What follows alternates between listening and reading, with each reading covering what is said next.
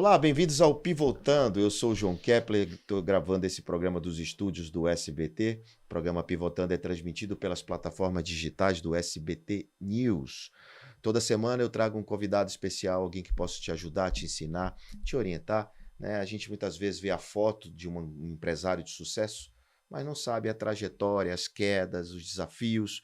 E esses desafios são exatamente aquilo que ensina, que mostra na realidade como tudo funciona. Como eu digo, a sua prática é capaz de te mostrar como tudo realmente funciona. E meu convidado hoje é um cara que construiu um império, construiu um produto, um negócio muito, muito interessante. Aliás, eu já tive algo similar lá atrás, quando fui à frente do meu tempo, lá em 2000 e bolinha.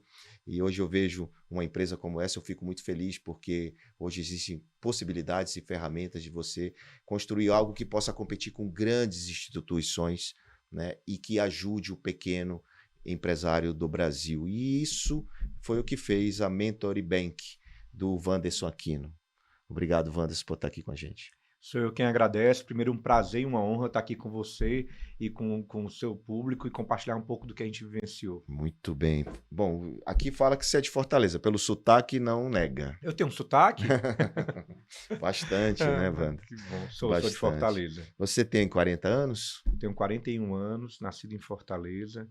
Há pouco tempo me mudei para São Paulo, tem um ano que eu moro aqui, mas o sotaque ainda não deu para ir embora. Os seus maiores clientes dessa instituição digital, financeira, de pagamentos que se chama Mentory Bank, são clientes lá na região do Ceará ou de todo o Brasil? Hoje o Ceará ele ocupa 4% do nosso market share, Oh, e então está em todo o Brasil. Nós iniciamos por um público empresarial que gera grande volume de mão de obra, então principalmente aquele terceirização de mão de obra. Esse público, 60% ele está em São Paulo e 80% do poder decisório está em São Paulo. Estamos em todo o Brasil, mas o maior market share é São Paulo. maior atendimento, maior cobertura de São É em Paulo. São Paulo. Vamos falar muito sobre isso, vamos entender quais são os diferenciais, qual é a proposta e que você pode ajudar quem está assistindo. Mas a tua trajetória inspira, porque estou lendo aqui, você desde 14 anos, né, que tem uma história de vida, de abandono em relação à sua família. Você pode contar um pouco dessa história para a gente? Mas Claro. antes, eu queria saber quantas pivotadas você deu na vida. E o Algum. que é pivotar para você? Pronto. Pivotar para mim, eu acredito que é sair da inércia. Então é sair do 0 para o 1. Eu vou dizer o ponto 0, ter um insight, e o ponto 1, colocar em prática esse Um insight. insight. Então, para mim, pivotar é isso.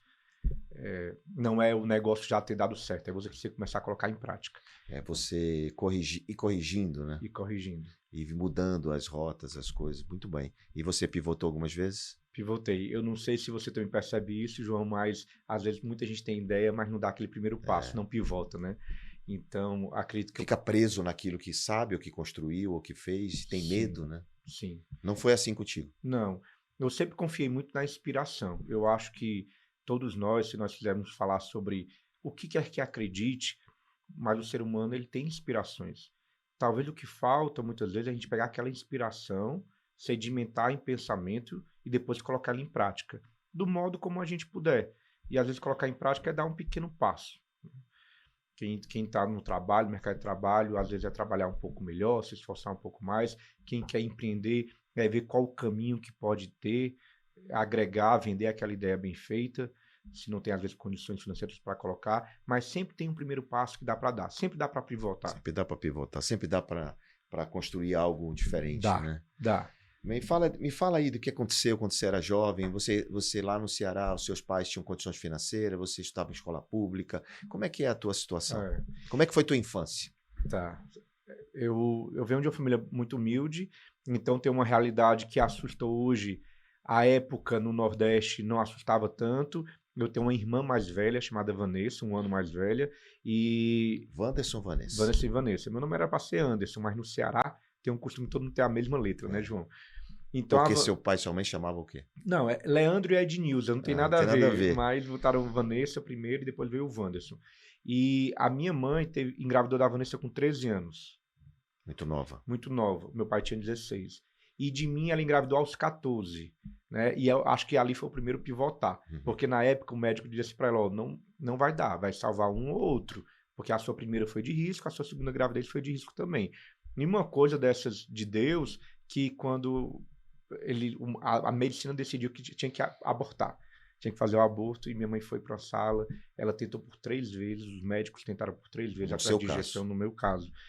E quando ia para o último caso, que é um procedimento mais agressivo, eles pegaram e decidiram não fazer. E acabou que deu tudo certo. Então, vou dizer que você me perguntou quantos pivotares foram, nós vamos contar. Essa foi a primeira. É a primeira. É sobrevivência. A sobrevivência. Pivotou a mão do médico lá, não vamos seguir com isso. Não vamos seguir com isso. E então, daí uma família muito humilde, 2 crianças, criando outras 2 crianças, meu pai com 16, minha mãe com 13. E os avós? Meus avós vivos, os avós paternos, da parte de mãe, só o avô, que era vivo à época, mas também pessoas muito humildes, bastante humildes. Então, tão humildes que eu lembro que eu morava um tempo no quintal da casa dos meus avós paternos. E seu pai trabalhava com alguma coisa? Trabalhava. À época ele trabalhava como office boy. Office boy. Office boy. E daí, como era se imaginar, crianças se juntando, eles iam separar, né? Era a tendência. Isso aconteceu. Aos 13 anos eles se separaram, meu pai foi seguir o caminho dele, e ali foi uma situação de muita dificuldade. Mas também Mas você ficou com a sua mãe? Fiquei com a minha mãe, eu e minha irmã. Mas também um momento muito aspiracional. Uma vontade de sair daquela situação, né? De tudo. Eu nunca coloco que era uma situação de vitimismo, porque quando eu conto, as pessoas acham assim, poxa, que situação triste. Às vezes, naturalmente, quando perguntam sobre a minha infância, eu me emociono, mas não é um momento de vitimismo, era um momento de cada passo que eu construí a minha vida, sabe, João? Fez parte do que você construiu depois, né? Isso foi importante para te forjar e quem você é hoje, né? Olha como o meu negócio, ele tem uma ligação com o meu passado. Meu pai sai de casa, minha mãe não tinha estudado, ela vai fazer supletivo para poder começar a ter algum estudo, supletivo do ensino médio e do ensino fundamental, e ela arranja um emprego. Lá no Ceará tem uma profissão que é descascar castanha de caju. Certo. Não sei se você conhece. Sim. E aí ela arranjou. Só que esse emprego, ela recebeu o salário depois de 30 dias, né? E aí nesse gap, 30 dias o ser humano não sobrevive. Então a gente já estava numa dificuldade muito grande. Ela foi até um shopping em Fortaleza e ela fez uma antecipação salarial de parte do salário dela. Nessa antecipação salarial, que é o modelo que eu faço hoje, então eu levo o crédito para quem está ali no meio do mês e não consegue passar o mês, tem dificuldade, eu levo esse microcrédito, que é o tipo que minha mãe fez no passado. Ou seja, exatamente o que ela fez para sobreviver naquele mês. Sim. Aquele procedimento que depois você vê a entender que tem conexão. Total. Naquele momento não, né? Total. E olha a realidade, nós processamos hoje bilhões em folha de pagamento e o dinheiro só dura 3 horas na conta. De quem ganha, a média é R$ 2.500 o salário. E aí ele passa 29 dias do mês com dificuldades que podem aparecer e não tem para onde recorrer. Então o mentor ele facilita isso e ajuda nisso. E aí a minha mãe fez aquele empréstimo, aquele adiantamento, ela pegou e fez um momento de felicidade, foi a primeira vez que a gente comeu uma pizza, ela comprou uma roupa para mim, uma roupa para minha irmã e deu R$50 para mim, R$50 para minha irmã. Com aquele dinheiro, eu fui numa avenida de Fortaleza, que vendia coco, comprei coco nessa avenida, coloquei os cocos para gelar e comecei a vender em outra avenida. Olha como é interessante para quem está passando, às vezes, por um momento de desafio, de dificuldade, ou achar que está trabalhando em algo que é aquém do que poderia trabalhar. Naquele momento, para mim, ali não era nenhum tipo, nem é hoje, algum tipo de vergonha, ou estava num momento baixo da vida. Não, estava num momento muito alto. Aquela pessoa que acordava e às vezes não tinha o que comer, ou não tinha dinheiro para comprar, e começou a ter um momento de gerar recurso, de gerar dinheiro, para mim foi uma grande vitória. Você vender o coco te ajudou muito. Primeiro grande passo. Aí após isso durou um pouco, curto espaço de tempo, eu consegui fazer uma prova à época do TRE, que pegavam menores aprendizes para poder fazer configuração, programação de urna eletrônica. Trabalhei um tempo no Tribunal Regional Eleitoral, só que era um período de 1 ano. Quando acabou aquele 1 ano, eu fui trabalhar como office boy de escritório de contabilidade. De contabilidade. As coisas se conectando aí, né? Tudo. E aí eu morava em um canto, mais ou menos acho que uns 10 quilômetros de onde eu trabalhava. E o emprego ele tinha uma condição, ele não pagava passagem de ônibus. Então eu trabalhava ali rodando muito, conhecendo muita cidade e rodando a pé. E você já tinha o quê? 17, 18 anos? Já tinha 17 anos. 17. 17 E anos. sua mãe trabalhando lá, descascando lá. Aí ela mudou e ela foi pro ramo de call center. Call center, foi É, trabalhar no call foi center. trabalhar em call center. Você teve contato com seu pai? Sim, até hoje nós temos um Tem bom contato. Não, naquela época voltou o contato. Aquela época é pouco contato, ele saiu de casa, Certo. resolveu construir outra família, então tinha pouco contato, mas depois esse contato Depois foi esse retornando. contato voltou. Sim. Não, isso é importante. E aí você entrou no escritório de contabilidade, se apaixonou pelo ambiente. Então, eu fazia aquele trabalho de externo, Ah. e para quem entende contabilidade, você tem que mexer com a prefeitura, com junta comercial, com a Secretaria da Fazenda. Então, rapidamente, eu ganhei a simpatia desse público. Chegava aquele jovem andando pela rua, todo suado, porque no Ceará não faz frio, é só sol quente. Então, chegava todo suado, entrava na junta comercial, cheio de papel na mão para resolver alguma coisa. As pessoas meio que queriam me ajudar a resolver e tal. Então, eu conseguia despachar muito rápido os processos. Nisso virou uma fama no Ceará. O rapaz que andava cantando e resolvia tudo. Cantava? Aí eu andava cantando. Eu andava... Quase virou um cantor de forró. Só não tenho dom. Só não tenho dom para isso. Mas eu andava me motivando. A música é algo que me motiva até hoje. Então eu andava pelas ruas, resolvendo os processos em prefeitura, em órgãos municipais, estaduais e federais. E conseguia resolver muito rápido aquilo. Você encontrou ali uma habilidade, uma potência sua. E muito pela simpatia das pessoas, sabe? As pessoas viam aquele jovem chegando com humildade, sem saber resolver, querendo resolver, pedindo apoio. E aí aprendi a dominar esse meio. Quando eu aprendi a dominar, e essa fama se espalhou pela cidade, um outro escritório de contabilidade me fez uma proposta. Você não quer trabalhar aqui para mim? E ofereceram um salário maior à época, e era muito bom para mim o salário. Eu disse, não, eu trabalho, mas pelo mesmo salário, mas com a condição. Você me ensina contabilidade de manhã e à tarde eu faço tudo, o trabalho externo. E assim foi. Aprendi contabilidade de manhã e isso me ajudou muito. Criei uma técnica ali. O meu primeiro escritório, a primeira empresa foi no ramo tributário. Aprendi contabilidade e fiz a faculdade. No primeiro semestre... Faculdade de quê? De contabilidade. E no primeiro semestre... Você se apaixonou? João, eu acho que ninguém nasce querendo ser contador, não. Eu acho que não é uma profissão assim que as pessoas nascem e se apaixonam. Não me apaixonei, não. Não. Mas era o que eu tinha. Tá? É porque você pediu para aprender e fez a faculdade. Fiz a faculdade. Porque, João, assim, era o caminho. Era um caminho. Na verdade, não é o que tinha, porque você tinha outras opções, mas era o caminho mais lógico naquele momento. E a sua irmã fez o quê? A minha irmã, ela continuou trabalhando na época num call center. Call center também. E ela trabalhou nisso até sair de lá e vir trabalhar comigo, que até hoje trabalha. Depois de alguns anos. Depois de alguns anos. Tá, isso você foi trabalhando nessa história de contabilidade, fazendo faculdade, terminou faculdade ainda nesse escritório, ou decidiu sair e montar o seu negócio antes? Não, já no segundo semestre, eu fiz um processo para a Danone em São Paulo, a empresa de iogurte, né? Então, passei nesse processo e virei tax manager, ou seja, cuidava da parte tributária. É processo de contratação. De contratação. Participei do processo seletivo, fui contratado e eu cuidava da parte tributária. Então, você mudou para São Paulo? Mudei para São Paulo, fiquei um tempo em São Paulo e um tempo em Poços de Caldas, que é a fábrica da Danone, em Minas Gerais.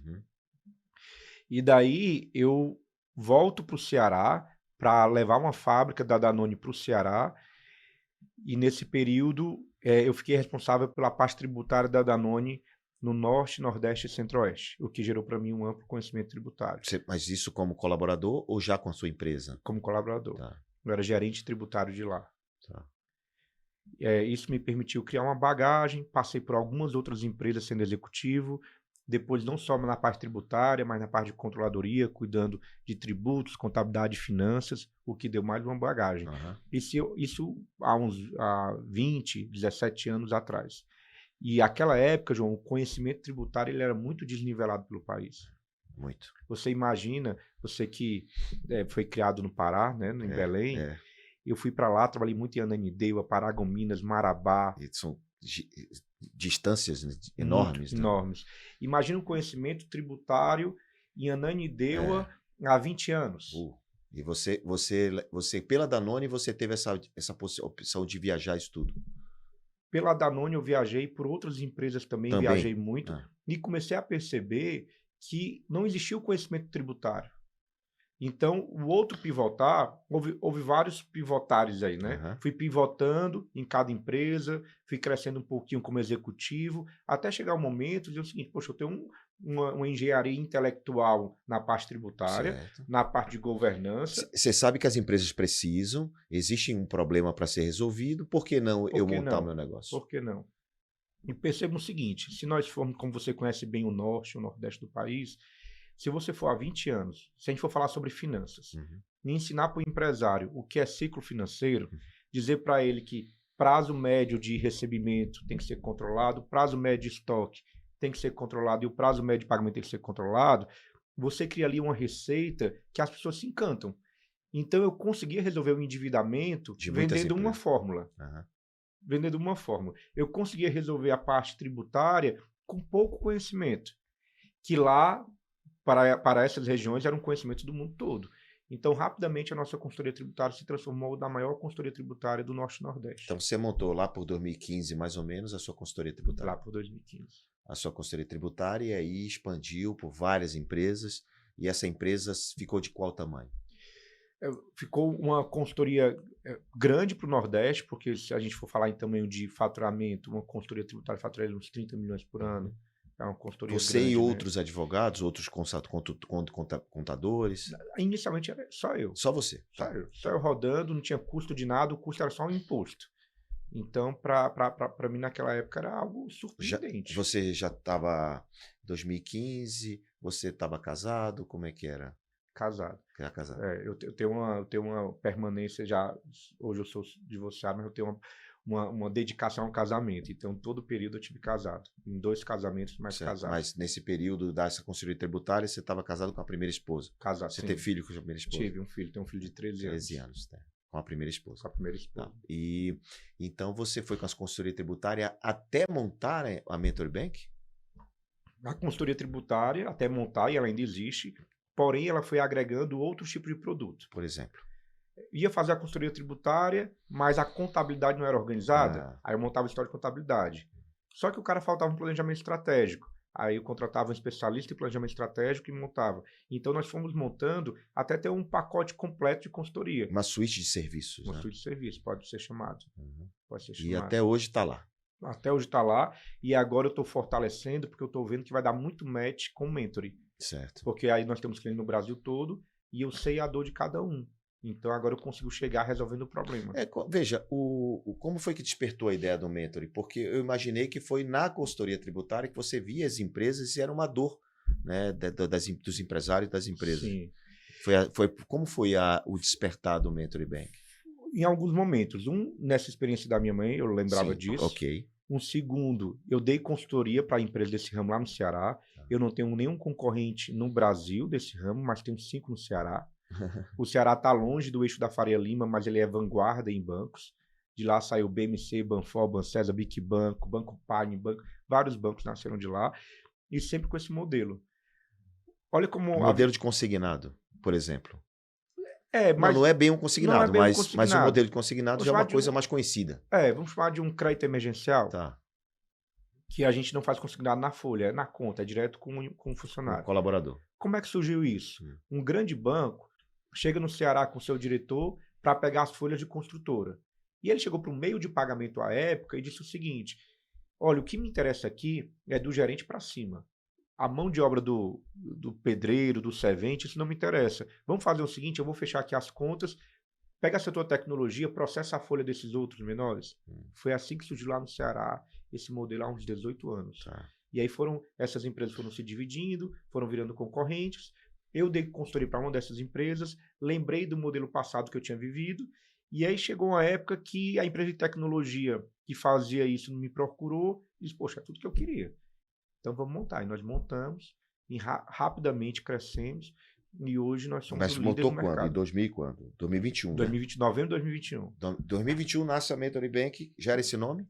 Já era esse Já nome. desde o começo. Mentoring, porque também a Mentoring Consultoria é Mentoring Consultoria. O nome era Mentoring Consultoria. Consultoria. Né? E quando eu ficava rodando como consultor, depois de uma época eu parei de fazer o trabalho tributário e eu sentava no conselho das empresas. Tá. Só que lá no Ceará e no Norte e Nordeste, ele me chamava de mentor. Vem o nosso mentor. Nosso mentor, o Wanderson Mentor. Aí do mentor virou mentoring. Você escreveu isso em livro já, não? Não, ainda não. Eu pretendo um dia escrever. Talvez por daqui a que não? 5 anos. Por que não? Bem, aí hoje, cara, os números do Mentoring são impressionantes, né? O ano passado, em 24, você girou 17 bilhões de movimentação e deixando o lucro aí de mais de 300 milhões. Quer dizer, a expectativa é gerar um lucro esse ano de 300 milhões de reais de lucro, né? De lucro líquido, última linha. Do última linha. Então, isso é muito bom. Isso mostra que o serviço está em atividade e crescendo e atendendo às expectativas dos seus clientes. Não é verdade? Como é que é? Existe uma linha, e aí entrando exatamente no Mentoring Bank, você fez outras atividades antes de entrar no Mentoring Bank, você fez outras atividades além do Mentoring Consulting de consultoria tributária e o Mentoring Bank? Tem outras empresas em torno? Não. Você hoje está no Mentoring Bank? Estou no Mentoring Bank. Você é o CEO do negócio? Sou. Focado 100%. Certo, 100%. Então vamos focar nele, porque a consultoria tributária ela é importante, foi a base de tudo para você, continua vivo, tem clientes, mas hoje vamos dizer, a tua atenção é focada no Mentoring Bank. Estou errado? Não, tá certo. Isso. Então, como Mentoring Bank, como é que a gente pode explicar para as pessoas que estão assistindo o que o Mentoring Bank pode fazer por elas? Porque aqui nós temos uma audiência de pequenas e médias empresas, profissionais liberais. Né? Qual a importância deles conhecerem essa atividade no Brasil? Porque no Ceará, como você disse, todo mundo conhece essa atividade do crédito emergencial. Sim. Porque quando a gente quer crédito emergencial, muitas vezes a pessoa recorre ao seu banco. E tem aquelas taxas muito altas, né, no banco. Né? Então, eu queria entender um pouco qual é a diferença e o diferencial de um serviço bancário, de um banco incumbente, tradicional, de um modelo igual ao teu. Primeiro, vamos tentar entender um modelo de crédito no Brasil. O Brasil tem uma população ativa de trabalhadores. Dessa população, 70 milhões estão com o nome no Serasa. Se nós levarmos em consideração que a primeira linha de motor de crédito de um grande banco se a pessoa tem ou não o nome no Serasa, se ela tem o nome do Serasa, ela não tem direito a crédito. Certo. Então, nós temos um público de 70 milhões de pessoas desassistidas do mercado financeiro. Do mercado financeiro bancário. Ela não tem para onde recorrer. Mesmo que ela tenha uma conta, mas ela não consegue acessar o crédito. Não consegue. Agora, tem um tipo de crédito que ela consegue, o crédito consignado. Alguns bancos trabalham com a pessoa tem o nome no Serasa, mas tem direito ao crédito consignado. Só que às vezes, João, a pessoa está precisando de R$200. Ela vê um limite de 4 mil. Ela não vai lá e não pega 200. Ela pega os 4 mil. Até porque muitas vezes a TAC, a abertura de crédito, nem compensa. Ela pega 4 mil reais. Ela estava com dificuldade de viver com R$1.000 por mês.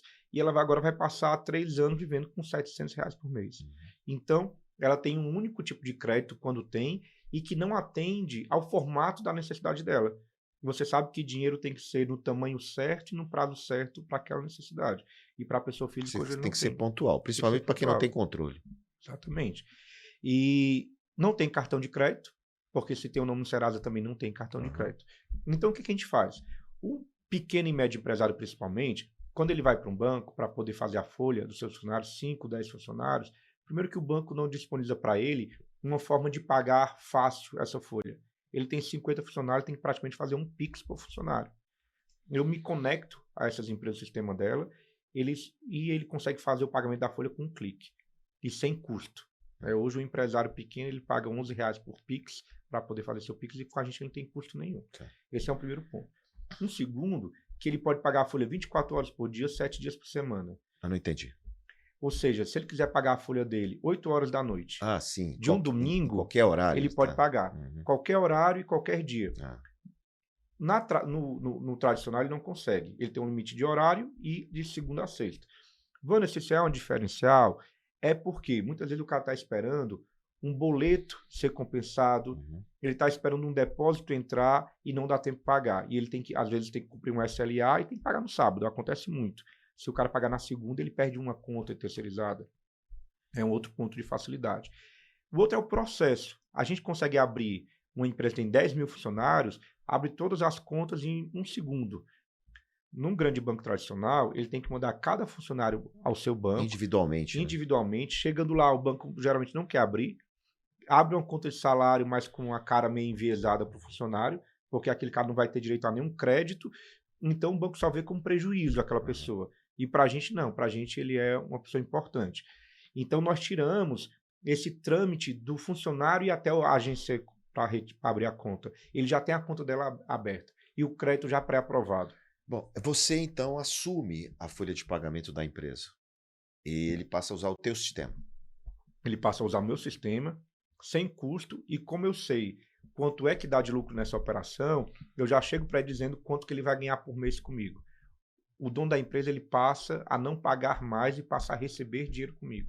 Tá, porque ele tem um revenue share, um ganho Tem. compartilhado do resultado da operação dos créditos É, emergenciais que os colaboradores acessam. sim. Eu acabo não fazendo um revenue share para o empresário não ficar fazendo conta Uhum. e achar difícil mês a mês prestar conta. Eu já digo para ele, ó, você vai ter tantos reais por colaborador. Entendi. E aí, independente do que acontecer, se pegou crédito ou não, eu já tenho a minha tendência de crédito. Não deixa de ser uma receita para ele. É uma É receita. uma receita É para uma ele. Só que receita. o único que ele tem que precisa fazer é o dinheiro da folha total, ele tem que transacionar pelo meio de pagamento lá. Para nos ajudar a ter um baixo índice de E inadimplência. qual é esse índice de inadimplência? 0,02. Uau. Uau. Quanto? De 2021 para cá? Muito pouco, né? É. Muito pouco inadimplência. Muito pouco. E quantos usuários, quantas contas tem aberto o MentorBank? Hoje, Nesse modelo? de contas, nós temos mais de 1 milhão de contas De abertas. E a gente faz outro tipo de contagem, é quem recebe o salário no mês. A gente ainda não terminou o mês, 650 mil pessoas já receberam o salário esse mês com a gente. E aí falta terminar o mês. Porque muita gente entra de férias, ou às vezes é demitida, então tem duas contagens. O total de contas abertas e o total de gente que naquele mês recebeu o dinheiro. Para mim, isso é um indicador interno importante. Mas, bem, veja, o salário geralmente é pago no final do mês, no início do mês. Uhum. Por que você está falando no meio do mês? Porque algumas pessoas receberam no quinto dia útil, outras receberam no dia 15, no dia 20, existe e outras vão receber no dia 30 agora. Aham, Então, a contagem fecha no dia 30. entendi. Mas isso não é uma antecipação, isso é o salário normal. É o salário normal. E aí é descontado aquilo que o funcionário, por livre e espontânea vontade, acessou no crédito no aplicativo do MentorBank. Isso, exatamente. Cada um tem a sua conta, o aplicativo lá, eu suponho que sim. Sim. E ele diz lá, eu tenho R$1.000 de salário, eu posso sacar 300. Isso. É isso? É isso. Ele pode sacar quanto do salário dele? 30%. É isso? Então É acertei, isso. R$300. É isso mesmo. Então ele pode acessar 30% e ele tem esse dinheiro creditado aonde? No próprio aplicativo, na nossa conta. Então, ele recebe a conta e essa conta ele pode transferir esse dinheiro para algum lugar, fazer um Pix, ele pode sacar no banco 24 horas, no cartão dele. É uma conta bancária completa, como qualquer de mercado. Ele pode ser nosso cliente correntista e transacionar tudo conosco, ou ele pode fazer uma portabilidade caso ele tenha simpatia maior por outro banco. Ele recebe aqui e transfere, se ele quiser. Hoje a nossa retenção é de 85%. De que mantém na conta. Que mantém a conta com a gente. Tá, muito bem. E o que esse tipo de serviço você entrega para o correntista, além do serviço do adiantamento, emergencial? Hoje a gente temos vários produtos, a gente tem um marketplace completo, a gente vende seguro, assistência familiar, plano funerário, o que ele paga de tarifa de manutenção de conta retorna todo para ele em produtos. Em cashback. Em cashback. Então, às vezes, ele vai na loja e tem que comprar crédito celular, é R$20. Se ele escolher a nossa tarifa de manutenção de R$20, ele ganha aquele mesmo crédito em celular. Então, a gente tem lá aquela gama de produtos que um grande banco tem. Quais foram as principais dificuldades, agora falando da sua pessoa física, né, como fundador? Quais foram as suas maiores dificuldades para montar um projeto que hoje está tomando uma proporção muito grande? Nesse período de 21 para cá. Primeiro, se nós formos olhar, historicamente no Brasil tem uma concentração bancária muito forte. Né? Praticamente 5 grandes bancos que dominam o mercado há mais de 20 anos. Isso não porque o Brasil seja fechado para grandes bancos, mas para algum banco vir de lá para cá, como um Bank of America, um Chase, vir de fora, ele teria que abrir 5 mil agências pelo Brasil. Então, um risco muito alto, investimento muito alto e um retorno bem duvidoso. Então, quando o mercado bancário, por ser concentrado, existe um mito sobre isso. Poxa, o que é que o cara está abrindo? O cara é um banqueiro, está abrindo um banco. Imagina logo uma coisa muito forte, muito grande. Só que com a lei do meio de pagamento, permitiu que novos entrantes pudessem entrar e fazer um trabalho bem feito sem precisar de uma fortuna Ou de gigantesca. uma estrutura de um banco de várias agências. Exatamente. São as chamadas fintechs. Fintechs. Então, a primeira dificuldade foi fazer as pessoas entenderem que nós estávamos iniciando e que tínhamos um bom produto para concorrer com os grandes bancos e que a gente não precisava ser o maior entre os 5 maiores. Então, credibilidade. Eu acho que é você passar a credibilidade inicial, mudando de ramo de atividade, indo para um ramo com um mito tão forte, essa é uma grande dificuldade. Uhum. Então, para conquistar os primeiros clientes, foi uma grande dificuldade. Essa foi uma das dificuldades de ser reconhecido como uma empresa séria, um banco sério, uma coisa organizada. Eu acho que sim, porque se você for para outros negócios, abrir uma sorveteria, abrir um supermercado, a pessoa quer ir lá, quer comprar o produto, ver se é bom ou não. Um banco não, a pessoa está depositando dinheiro, tem que ter uma credibilidade muito forte. E isso você começou com a sua rede de relacionamento, que eram clientes da Mentory Consulting. Comecei por ela e aí as pessoas, como já nos conheciam há muito tempo, foram nos dando credibilidade. E isso foi que nos ajudou a pegar outros clientes e essa onda foi acontecendo. E um foi falando para o outro e a coisa foi crescendo. Foi crescendo, desenvolvendo. Você usa tecnologia própria, tecnologia de terceiros? Como é que é a infraestrutura do Mentory Bank? Hoje a tecnologia é 100% própria. Tá. Nós acabamos de fazer uma migração, era de terceiro e migramos para uma tecnologia própria. Tá, mas você pluga com alguns players financeiros do mercado? Como é a tua relação com o sistema financeiro? Pelo método hoje de regulamento do Banco Central, algumas coisas a gente tem que se plugar. Então, até então, o nosso cash out, a saída do dinheiro no cartão, era por uma empresa de benefícios chamada Swile, que é uma empresa francesa de benefícios. Tá. E agora nós estamos migrando para um cartão próprio. Fechamos hoje um contrato com a Mastercard para poder assumir nosso cartão. Nós temos a tag do Mentory Bank, a gente se pluga a Veloy. A Veloy a Veloy deve ser da Elo, não? Da Elo não, do Grupo Elo. Do Elo. Do Grupo Elo.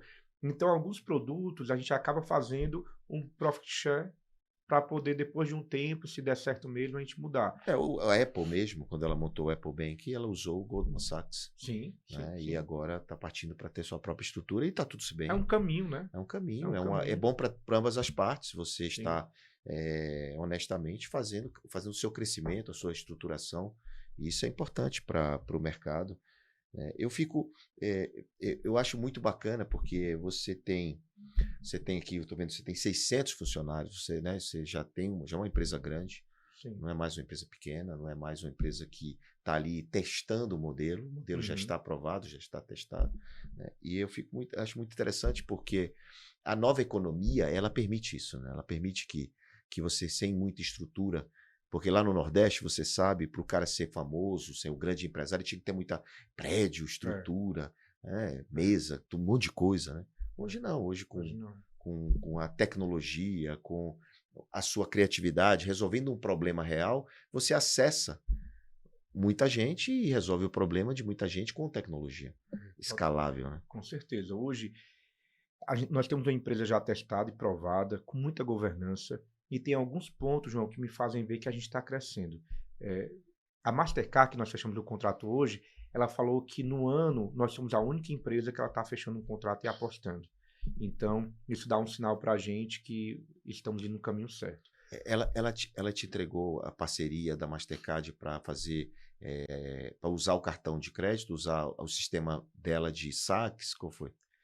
Ela fecha conosco, ela escolhe uma instituição de pagamento e ela faz um investimento nessa instituição, né? Então tem um pagamento inicial para que a instituição passe 5 anos utilizando a bandeira dela. Tá, então o teu cartão Mentory Bank vai ser bandeirado Mastercard. Mastercard. Tá, entendi. Então, da mesma forma que o Nubank é Mastercard, né? Você não vê Nubank Visa, é porque existe um contrato ali de investimento. Entendi. Então ela está investindo. E para a gente ter uma empresa como a Mastercard investindo, é sinal que eles fizeram ter um ano de due diligence para eles chegarem a esse investimento. Veja, o crédito do colaborador da empresa, para ele sacar, é o mesmo para ele usar o crédito de um cartão de crédito. Sim, ele pode usar das duas formas. Desde que não ultrapasse os 30%. Sim, é isso? Isso. Então faz sentido para ele, muitas vezes, usar o cartão de crédito, porque ele não teria o saque, não teria o custo do saque. Sim. Não é verdade? E da nossa base, a gente tem 35% que é tomador e 65% que não. Então, essas pessoas que não, uma forma de você fidelizar é cartão de crédito. O banco fideliza com cartão de crédito e investimento. Entendi. Então, a gente vai dar também cartão de crédito para esses 65% que não Entendi. tomam. Então, só para entender, só para ficar claro, você oferece o cartão de crédito para outra base, não para a mesma. Para outra. Pode até, em algum momento, Aham. casar a mesma base, tá? Mas o que vai mais forte é para outra base, sim. É porque ele precisa ter crédito. Precisa. Ele precisa ele tá organizado financeiramente, Precisa. para poder ter o acesso ao cartão de crédito. Ter um bom rate. Tem um bom rate. E um outro ponto que hoje eu tive reunião de manhã, nós fechamos também com o Banco UBS. Né?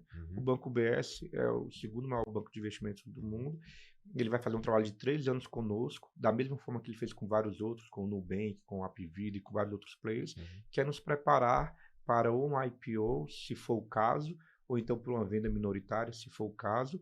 Mas é um banco que vai passar 3 anos investindo no Mentoring Bank para um futuro aí. Ah, que legal. Isso eu ia te perguntar. Você não fez nenhuma rodada de investimento, né? Não. Foi tudo com recurso próprio. Até então, diz assim, eu acredito que dinheiro precisa ter destino. E nós sempre fomos uma empresa lucrativa e o nosso lucro ele é muito parecido com o nosso caixa. Nós somos uma empresa geradora de caixa. Quando a gente fala 300 milhões de lucro, é 300 milhões de resultado de caixa. Então não precisava. Agora, com a expansão que nós estamos tendo, acaba tendo a necessidade de você diminuir o custo de aquisição, em vez de pagar para o empresário parcelar do mês a mês, você pagar upfront e diminuir esse custo. Então tem alguns movimentos com injeção de capital ou ter alguma marca muito forte, como o C6 Bank fez, como outros fizeram, talvez faça sentido para a gente. A gente vai saber agora com o Banco UBS, com esse trabalho que nós iremos fazer. É uma tendência que você termine efetivamente se tornando uma instituição bancária mesmo, né? Sim. É uma tendência, né? É uma tendência. Mesmo sem precisar, porque você já é uma instituição regulada, né? E em torno de meio de pagamento. Hoje a gente tem um fundo de investimento, uma securitizadora, uma IP e um SCD. Tá. Acho que naturalmente é pegarmos essa SCD e fazer um upgrade dela daqui a pouco para uma financeira. Imagina que você tem 1 milhão de pessoas e existe uma grande capacidade de distribuição de qualquer produto. Sim. Dentro dessa tua base. Sim. Né? Então, por isso é que você disse que tem seguros, tem vários serviços. Todos esses serviços são serviços do teu ecossistema? Não. A maior parte eu terceirizo. Tá. A gente tomou a decisão de não entrar em novos produtos que a gente não conhece. Então, tudo é profit share, tudo é dividindo com o parceiro e depois, se a gente achar que é natural seguir aquele caminho, a gente vai seguir. Você já olhou o ambiente de startups brasileiro?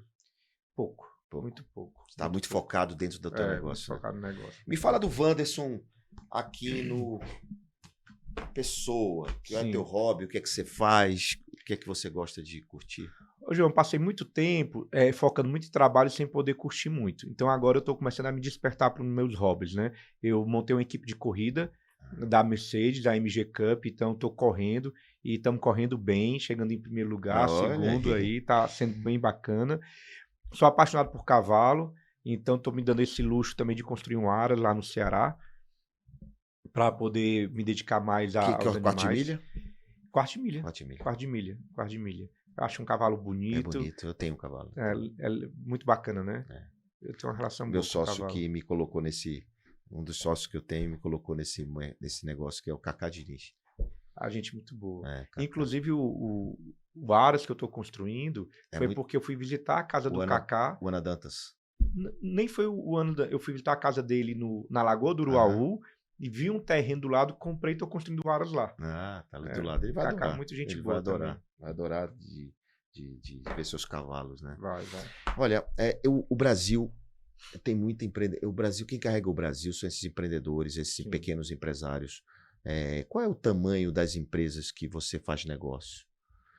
A partir de quantos funcionários? Como é que é o... A nossa forma de medida é o número de funcionários. Então, hoje eu diria uma média de 2.000 funcionários por empresa. Então, as empresas pequenas estão um pouco fora desse mercado. Eu até tenho, mas não muitas. Então, eu tenho empresa que tem 30 mil, 40 mil funcionários. Tem empresa que tem 2, 3, 4, tenho. Mas se você fizer a média, como é muito forte o número de quem tem 30, 40, 10, 20 mil, a gente acaba tendo uma média alta. Tá, mas se uma empresa pequena que está nos assistindo bater na tua porta, você pode abrir a conta dela? Sim, nós abrimos se ela tiver um funcionário.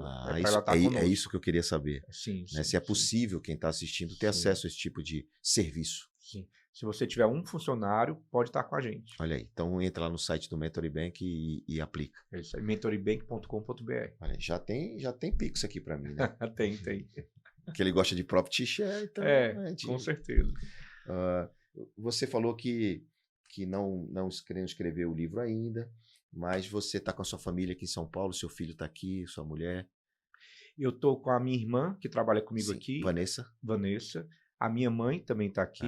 Sua mãe. Está morando aqui. O restante da família está toda no Ceará. Ceará. Você vai muito lá? Tenho ido menos do que eu gostaria. Segunda-feira eu vou estar lá, mas nesse ano eu fui 3 vezes para lá. Mas tem casa de praia, essas coisas todas? Agora estou construindo esse Aras. Esse Aras é um Aras que ele dá para uma lagoa e o fundo dele dá para uma praia. Então vai ser uma experiência lá. Qualquer dia eu vou lhe convidar para você ir para lá. É um prazer. Dentro dessa linha, o que você pode falar para os empresários brasileiros diante dessa situação que a gente está vivendo? Muito complexidade, instabilidade jurídica, situação política. O que você pode, como empresário, falar para quem está nos assistindo sobre isso? João, eu acredito que a gente tem que seguir em frente. Todo empresariado é seguir em frente. Em todos os ambientes tem dificuldade, outros países têm mais dificuldade que o Brasil. Agora eu acho que o Brasil, quando eu estudo até uma internacionalização, eu prefiro ficar dentro do Brasil. Ele é um ambiente muito próspero, né? Então, muitas vezes, é nós não nos contaminarmos com essas notícias. Eu tomei uma decisão de vida. De segunda a sexta, eu procuro não ver notícias. Ficar vendo aquilo que me remói e acaba eu querendo tomar um partido, tomar uma opinião, tomar um lado, ou querer discutir. Então, eu discuto sobre o meu negócio. Eu quero parar meu tempo para pensar no meu negócio e criar o meu rotina. Se mudou o presidente, se mudou o judiciário, se mudou o que for, eu estou olhando para o meu negócio. Como é que está o ambiente? O Brasil está perdendo empregos?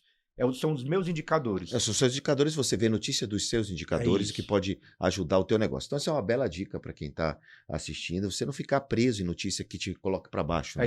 Porque isso é uma energia que você leva internamente. Desgasta à toa, né? Gasta. Esses 600 colaboradores ficam todos num prédio? Não, espalhados. Nós temos sede em Fortaleza, Paraná, Bahia, Maranhão. Então, e o seu modelo de negócio nesses escritórios é tudo unidade própria ou você tem parceiros locais, sócio-operador, representantes, franquia? Nós temos, as unidades são nossas. Agora nós montamos pelo Brasil, em alguns estados, uns partners, né? Montamos uma espécie de partnership. Então que a pessoa divide o resultado e também tem lá na frente um gatilho de valuation. Muito bem. Você... aqui no programa eu quero aproveitar e te dizer isso, até porque você é um cara especialista no assunto. O Brasil agora passa por uma questão de reforma tributária, né? E a gente ainda não sabe muito bem algumas coisas que vão acontecer, mas vai ser uma baita mudança tributária. Mas o Brasil tem 500 milhões de regulamentações e Receita Federal é muito complexo e por isso a tua consultoria cresceu tanto, né? Onde você conseguir resolver esse problema do empresário. Só que o empresário muitas vezes paga errado, deixa dinheiro na mesa, né? Ele não consegue entender essas mudanças todas em tempo real. E aqui no Pivotando, até aproveitando que você conhece o assunto, aqui no Pivotando nós temos um apoiador, que é o Grupo Estúdio. Sim, o Grupo Estúdio ele tem um sistema de tecnologia onde ele consegue varrer de maneira muito rápida toda a movimentação da empresa e essa movimentação é analisada o que a empresa, por conta dessas mudanças, dessas variáveis, que a empresa pagou certo ou errado, muito rápido e entrega um resultado, um laudo muito, muito legal para as empresas. Então, eu queria, se você tiver com alguma situação tributária e você está pagando às vezes e não sabe imposto errado, acessa lá grupoestudio.com.br, né? E eu me lembrei do Grupo Estúdio também porque eles têm um modelo de atividade via franquias, onde a pessoa, um escritório contábil, escritório de advocacia lá no interior, pode ser representante do Grupo Estúdio, manter seu cliente e o Grupo Estúdio faz todo o trabalho, né, de operação. Interessante isso. Eu acho que o empresário ele precisa de muita consultoria e uma consultoria tipo o Grupo Estúdio era que todo empresário deveria ter dentro de casa.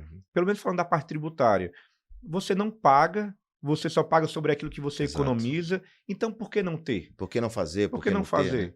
Então, eu acho Existe desconhecimento. Acho que a questão é desconhecimento. E por isso que o Grupo Estúdio usa essa ferramenta aqui para comunicar. Empresário, você pode recuperar seu crédito, que é seu direito. Que muitas vezes você pagou, mudou a lei, você tem direito a recuperar. Com certeza. Né? Então, muitos empresários, até empresário pequeno mesmo, não sabe isso. Não sabe. É muito importante para o empresário. E você que trabalhou com isso, você sabe que é importante. Eu acredito que é o seguinte, no Brasil, nós temos 2 grandes dramas. Um é o tributário, que o estúdio fiscal ele tem um grande papel e os empresários devem contactar e assumir, que é um drama. O outro é capital, juros. Exato. Então, o Brasil precisa ter uma empresa tecnologia, escala e investimento. Como é que a gente tem tecnologia e investimento se o dinheiro é tão caro? Se nós pegarmos, João, as empresas onde a parte tributária ela não existe. Vamos falar lá da Sulanca de Caruaru. A Sulanca de Caruaru não tem impostos, mas mesmo assim uma roupa lá é muito mais cara do que a produzida na China, porque na China eles conseguem ter escala e investimento. Então eu acho que a reforma tributária é super necessária, enquanto não vem, e mesmo depois que ela venha, empresas como o Estúdio Fiscal, que é uma empresa séria, tem que estar presente no dia a dia do empresário. Agora o Brasil também tem que discutir outros pontos. Sempre quando houve a mão do Estado ajudando uma grande empresa, essa empresa ficou gigante. Nós temos o caso aí da JBS, a maior produtora de proteína do mundo, e o Brasil criou bancos como o BNDES, mas não dá um acesso direto ao empresariado. Nós temos que discutir uma reforma tributária mais ampla. E uma coisa muito importante, eu defendo a desvinculação do salário mínimo do privado com a previdência privada, João. Como é que é isso? Porque por que o salário mínimo não aumenta hoje? R$ 1.400 eu não acho que é digno e a pessoa não consegue passar com R$ 1.400 por mês.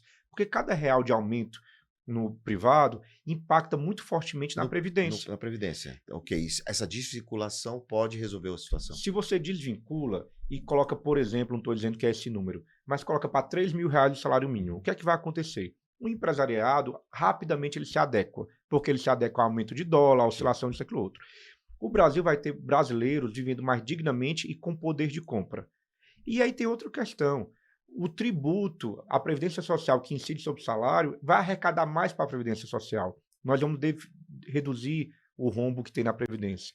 Então, a gente tem que levantar essa pauta. O Brasil tem que ter um salário mínimo, seja digno para o brasileiro. E deixa que o resto, o empresariado, dá conta. O empresariado a gente resolve. Faz acontecer. A gente resolve. O Estado não deve atrapalhar a gente. Não deve. Né? A gente tem que conseguir trabalhar, gerar renda, capital produtivo. Hoje, Wanderson, com o Selic 15%, né, no dia de hoje, o dinheiro está caro. Muito. Então, o empresário às vezes prefere deixar o dinheiro rendendo na renda fixa, tendo uma renda garantida, sem risco, do que investir no próprio negócio dele. Claro. Porque é risco. Né? Claro. Então, assim, quando você é uma taxa muito alta, você não promove a produtividade, você não promove o incentivo ao investimento. O ato da rentabilidade, do rentismo, ele jamais poderia ser maior do que o ato de empreender. Exato. Não é? A gente não pode admitir isso, mas isso é o que acontece no Brasil. E se você for ver o porquê dos juros altos, João, eu sou do ramo e poderia defender o meu lado. Mas eu não consigo entender no Brasil o porquê do aumento de juros. Por que pode entrar governo, sair do governo, um mais de direita, outro mais de esquerda, e uma coisa não muda. É os juros altos. E uns juros que não baliza nada no nosso país. Os bancos não vão cobrar menos juros do empresário se diminuir a taxa Selic. Eles cobram mesmo juros. E a taxa Selic prejudica, inclusive, o próprio governo, porque ele tem dívida para pagar, ele tem títulos públicos. É o que mais e ficam caros também. Mas aí todo mundo tem que fazer a sua parte, tem que reduzir custo para todo lado também. É isso aí. Acho que o governo tem que dar um sinal claro de redução da máquina pública e, né, do custo Brasil. Isso tudo faz com que os analistas, digamos, que analisam as taxas, eles comecem a repensar também um pouco de projeções futuras baseado em alguns outros fundamentos, alguns outros fatores. Eu concordo com você, é inviável essa taxa para o capital produtivo. Mas empresários como você é criativo. E você vem aí que desenvolvendo, e mais do que isso, você vem gerando impacto, porque 1 milhão de pessoas com acesso a um crédito que ele não tinha, né? Isso é muito importante, isso é muito bom. É verdade. E pegando a deixa que você falou, deixar uma interrogação para o seu público, né? A gente tem que pensar muito o seguinte, se está prejudicando tanto o governo, está beneficiando alguém. A gente tem que ver a quem isso tudo está beneficiando. E depois de ver isso daí, aí sim o governo precisa fazer todo o trabalho, o dever de casa, o Brasil vai ser muito melhor. Exato. O brasileiro ele tem uma veia empreendedora muito forte. E tem muitas pessoas como você, João, que ensinam o brasileiro como empreender. O que é que está faltando? Capital. O capital, e se não tem capital, a gente tem que criar esse capital e tem que desenvolver. E tem muita gente que, mesmo com toda dificuldade, consegue fazer as coisas acontecerem. Sim, é verdade. A sua história é um reflexo disso. Sim. A toda a tua história, todo o teu trabalho, de muita gente que eu trago aqui, é dos erros aos grandes acertos. É isso aí. Né? Não é só a foto bonita do cara bonitão, né? Hoje, onde ele chegou, mas como ele chegou, como ele fez, como é que foi. Né? Eu quebrei 2 vezes. Quais foram meus erros? Né? Por que eu cometi essas falhas? Eu tive um cartão de consignado muitos anos atrás, em 2000, anos 2000 e pouquinho. Fui muito à frente do meu tempo. Eu tinha um cartão que sacava no banco 24 horas, direto, bandeira própria. Há 25 anos, né? Não era nem Master e Visa, bandeira própria. Rede fechada. Rede fechada, um BIM na Inglaterra, aquele BIM. Tinha tudo isso, mas fui muito à frente do meu tempo e não tinha apoio. Mas eu tinha uma coisa que eu errei absurdamente. O que foi? Eu tinha o ego inflado, orgulho. Eu me achava o cara. Me achava que eu era o cara... Eu tinha construído algo no Nordeste incrível. Naquela época eu tinha 300 mil plásticos, né? Na rua. E o ego derruba qualquer um, cara. Dinheiro não aceita desaforo e o ego te derruba. E foi o que aconteceu comigo naquela época. Então, olhando para trás e vejo que eu sou um cara encenável, sou um cara aprendiz, sou um cara aprendedor. Eu sou um cara que quero servir e fazer com que as pessoas prosperem. Então, acho que é bem por aí. Quando você quer que o outro se dê bem, gera impacto e flui, tudo flui, como aconteceu com você. Eu acho isso, acho que a humildade é avassaladora, né? E às vezes a gente tem que ter um choque de realidade, voltar para nossa casinha e entender, né, que você não está sozinho nessa, meu amigo. Muitas vezes o seu problema ele já teve, eu já tive, muita gente já teve. A questão é como você vai enfrentar isso. João, eu queria compartilhar que como enfrentar os problemas. Todo mês de setembro eu tenho uma prática na minha empresa. Eu faço uma revisão de fluxo de caixa e de orçamento como se eu tivesse com o maior aperto do mundo. Certo. Então eu chamo cada dinheiro que cai para cada CNPJ, eu chamo todos os fornecedores e renegocio tudo, como se eu estivesse num momento muito difícil. E isso sempre me ajudou a alavancar, a dar mais força, e aí chega o início do ano, eu chego muito mais forte. Então, quando eu vejo que eu estou saindo da casinha, eu volto. Exemplo, eu sou louco por carro. E às vezes eu compro 1, compro 2, compro 3, aí eu paro para pensar, mas o que é que está acontecendo? Eu vou perder a mão. Eu saio vendo tudo e fico com 1. Então, toda vez que eu vejo que eu vou sair da casinha, eu volto para tentar a minha origem, a minha humildade. Muito bem, sempre olhar para a sua origem, sempre olhar que tem alguém maior que você lá em cima. É isso aí. Né? Então, é muito importante esse senso de responsabilidade e de humildade para todos nós, né? Para todos nós. Irmão, ninguém pode sair aqui do Pivotando sem deixar uma dica final. A gente já falou várias coisas, mas seria importante você... para o teu público, para as empresas, enfim, você que decide. A minha dica aqui, João, é muito casado com o que eu falei inicialmente. Pivote, né? No meu termo de pivotar, pegando aqui o seu programa, pivotar, saia do 0 para 1. Teve uma ideia, tente colocar em prática. Às vezes a maior dificuldade, todo mundo acha que é dinheiro. Não é dinheiro a dificuldade. A dificuldade é você convencer quem está perto e pode lhe ajudar a seguir um caminho junto com você, se não dá para ir só. Então saia do 0, vá para o 1 e faça o negócio acontecer. É isso, saia do 0, vá para o 1, agite a sua vida, se transforme o seu negócio, transforme o mercado, acredite em você, né? É isso aí. Como você fez no teu próprio negócio. Parabéns, Wanderson. Obrigado. Muito bacana. Muito obrigado. E agora tem uma surpresinha do Pivotando para você. Obrigado, né?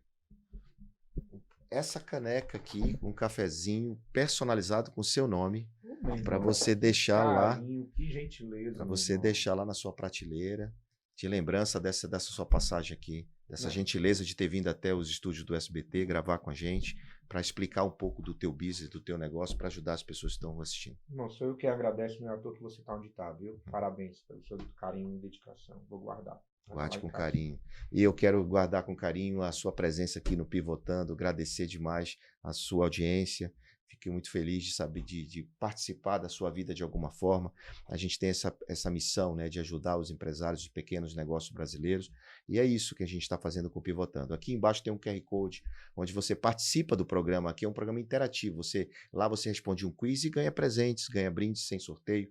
É só no sentido de participar. Lá também tem um agente virtual, onde você pode perguntar tudo. De repente a gente falou um termo técnico aqui. O que é aquilo ali? Você pergunta lá para o Pive, que é o nosso agente, e ele te responde gratuitamente, tudo gratuito, para que você possa usufruir de todas as plataformas que o SBT News disponibiliza para você também e do Pivotando. Um abraço e te vejo na próxima semana com mais um especialista, um empresário, alguém que possa te inspirar, o teu negócio, a tua vida, a tua carreira. É isso aí. Valeu!